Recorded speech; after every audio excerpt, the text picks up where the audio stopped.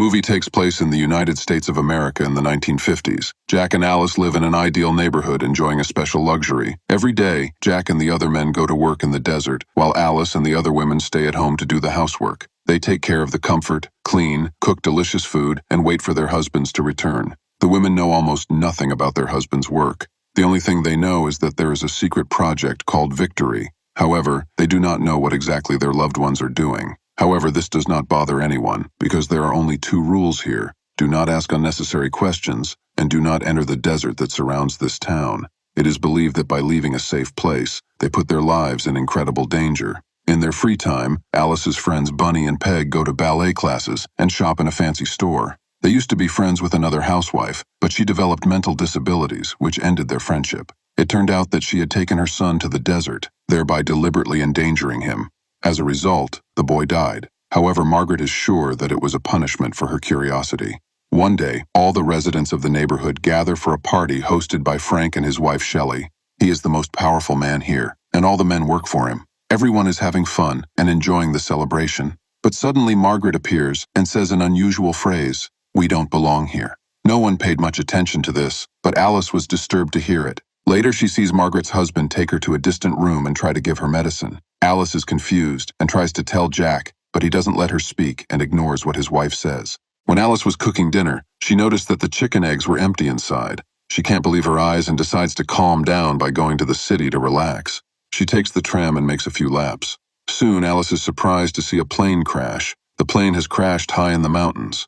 She knows that it is strictly forbidden to go there, because it can be very dangerous, but she goes to the crash site anyway, because the pilot may need help.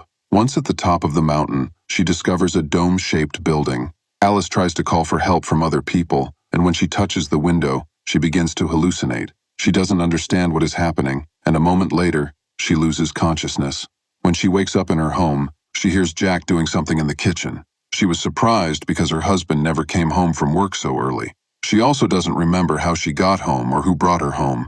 When she asks Jack what he saw when he came home, she doesn't get any answers because Jack says that she was already here, and he doesn't believe her story about the airplane because he thinks it's made up. Gradually, Alice's life turns into a nightmare. Hallucinations and paranoid thoughts completely take over. Soon, during a ballet class, she sees something strange in the mirror. To be more precise, she sees Margaret's death. Then she decides to talk to her and goes to her house. But she doesn't have time because Margaret is standing on the roof, sending herself to the other side and jumping down. Suddenly, men in red appear and take Alice away from the body. While waiting for her husband to come home from work, Alice decides to talk to him, expressing her suspicions and fears. However, he does not believe her and thinks that his wife is making it all up. The man convinces her that everything she is saying is a result of shock, and that Margaret was just washing the windows and accidentally fell down. Additionally, Dr. Collins, Frank's partner, confirms Jack's version of events and prescribes Alice a sedative. At this time, she notices a document in his bag with the heading, "Security Threat." Alice decides to quietly steal it to find out the truth, but she is unable to read the notes and get closer to the solution. Alice is at a loss. Is she really going crazy? She has no definite answer, so she decides to find out the truth at any cost. The next day, all the residents of the town go to a party dedicated to the Victory. At some point, Alice realizes that she can no longer stay in the company of these people and asks Jack to go home. But he doesn't listen to her because Frank is making him his partner, and this is a very important event for him. Unable to hold back her emotions any longer, Alice goes to the ladies' room where her friend Bunny comes in. She tries to ask Alice what is going on with her. Then the girl tells her about all her suspicions and thoughts, but her friend does not believe her either.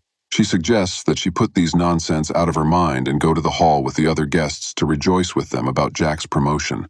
A few days later, Alice and her husband invite their neighbors over. In addition to Bunny, they also invited Frank and his wife.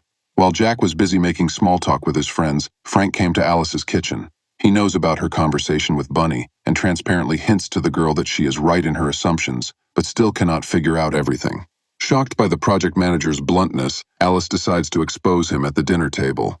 It turns out that most of the couples have the same dating history. They honeymooned in the same places and were even born in the same cities. Alice tries to open everyone's eyes to the truth, but no one believes her. Everyone thinks she's crazy, just like Margaret. When all the guests have gone home, Alice tries to talk to Jack again. She asks him for only one thing, to leave this cursed place with her. To her surprise, the man agrees and she goes to pack her things.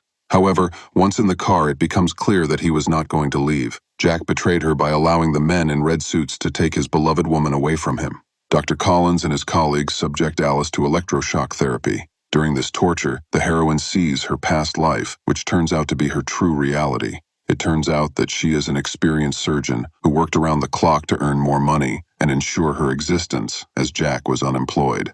After a while, Alice returns to Jack's house. She doesn't remember the last events, but the hallucinations still haunt her. When everyone thinks that everything is fine with her, Alice remembers the truth. The fact is that Project Victory is a simulation that Frank once created. It turns out that Jack knew everything, and moreover, it was he who forced her to become part of this fictional world against her will. When Jack realized that Alice had found out the truth, he decided to try to keep her. The guy swears that he did it for their own good, so that they could live a perfect life. The woman is horrified and does not know what to do with this information. Jack tells her about the conditions of such membership in this community. It turns out that men take responsibility for their wives, deliberately forcing them to enter the simulation. The people here are only seemingly real. Their real bodies are in a kind of coma under the influence of special lenses. Alice wants to return to normal life, but Jack does not let her go, holding her tightly in his arms. That's why, in order to free herself, the heroine grabs a glass and hits the man, after which Jack falls lifelessly to the floor. Meanwhile, Frank is told that Jack is dead, and he sends his men to get Alice. The girl has almost no time left because the alarm has already sounded on the streets. Bunny runs into the house and asks the heroine to run away. It turns out that her friend knows about the simulation, and she consciously chose this life because she has children here whom she lost in the real world. Bunny tries to explain that Jack died not only in the virtual world but also in the real world, which means that no one can disconnect her from the simulation. She needs to get out of here and run away as soon as possible because she is in great danger. As she walked outside in her bloody dress, she noticed that the other men started to panic, and then the other women started to suspect something as well. Meanwhile, while Frank was on the phone, Shelley decided to eliminate him. She wants to regain control of her mind, so she had no other choice. Alice guesses that in order to return to reality, she needs to get to the top of the mountain, to the same building.